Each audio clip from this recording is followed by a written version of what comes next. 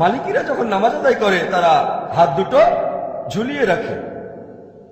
কিন্তু যদি আমরা আবু দাউদের হাদিস পড়ি, 1 নম্বর খণ্ড 755 নম্বর হাদিস আর 757 নম্বর হাদিস বলছে যে তোমরা হাত বাঁধবে নাভির নিচে। তবে এটা জয়ীফ হাদিস, এই দুটো জয়ীফ হাদিস। এটা বলেছেন ইমাম আবু দাউদ।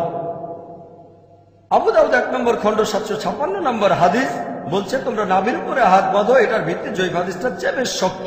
কিন্তু পরের হাদিসটা আবু দাউদ 1 নম্বর খণ্ড 758 নম্বর হাদিস বলা হয়েছে যে নামাজ আদায় করার সময় তোমরা হাত বাঁধবে তোমাদের বুকের উপর। বলা হয়েছে এটা আরো শক্ত হাদিস, যদিও এটা মুরসাল হাদিস। মুরসাল মানে এখানে কিছু অংশ বাদ দেওয়া হয়েছে, কিন্তু তাফসিরে বলা হয়েছে এটা অন্যান্য হাদিসের চেয়ে বেশ মজবুত হাদিস। আপনারা যদি ইবনে খুজাইমার হাদিস পড়েন, সেখানেও বলা হয়েছে নবীজি সাল্লাল্লাহু আলাইহি সাল্লাম বুকের কাছে হাত বাঁধতেন। এমনকি এটাও একটা মুরসাল হাদিস, কিন্তু অন্যান্য হাদিসের পাশাপাশি শেখ নাসিরউদ্দিন আলবানী তিনি বলেছেন এটা সহিহ হাদিস।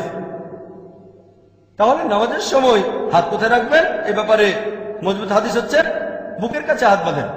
তাই আমি যখন নামাজ পড়ি আমি হাত রাখি আমার বুকের উপর। সেজন্যই বলেছি আমি একজন পাক্কা মালিকি। ইমাম মালিক বলেছেন যদি দেখো আমার কোনো ফতোয়া আল্লাহ এবং রাসূলের বিরুদ্ধে যাচ্ছে, আমার সে ফতোয়া বাতিল করে দাও। এখন যদি মালিকিরা বলে ইমাম মালিক বলেছেন তোমাদের বুকের কাছে হাত বাঁধো, যদিও তিনি বলেননি, তারপরে ধরে নিলাম যে তিনি বলেছেন। তিনি আরো বলেছেন যদি আমার কোনো ফতোয়া আল্লাহ রাসূলের বিরুদ্ধে যায় তাহলে সেটা বাদ দিয়ে দাও। আমি তার ফতোয়াকে বাদ দিয়েছি। নামাজের সময় হাত বাঁধি বুকের উপরে, আর সেজন্য আমি পাক্কা মালিকি 100%। কোনো